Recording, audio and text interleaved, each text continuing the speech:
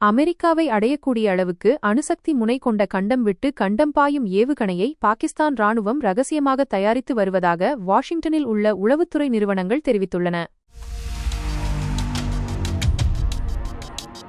Operation சிந்திற்கு பிறகு சீனாவின் ஆதரவுடன் பாகிஸ்தான் தனது அணு ஆயுதங்களை மேம்படுத்த நடவடிக்கைகள் எடுத்து வருவதாக வெளியான தகவல்களின் மத்தியில் இந்த அறிக்கை வெளியாகியுள்ளது.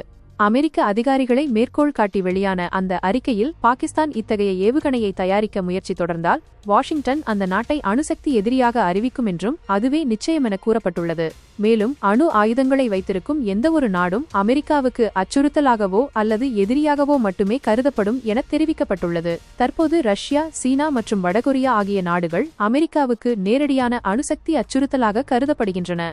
இந்த சூழ்நிலையில் பாகிஸ்தான் தற்போது கண்டம் விட்டு கண்டம் பாயும் அணுசக்தி ஏவுகணை ஒன்றை பெற்றால் கூட அமெரிக்கா அதனை அணுசக்தி எதிரியாகவே கருதும் என்று அமெரிக்க அதிகாரிகள் குறிப்பிட்டுள்ளதாக அந்த அறிக்கை கூறுகிறது. இதனால் பெரும் பரபரப்பு ஏற்பட்டுள்ளது.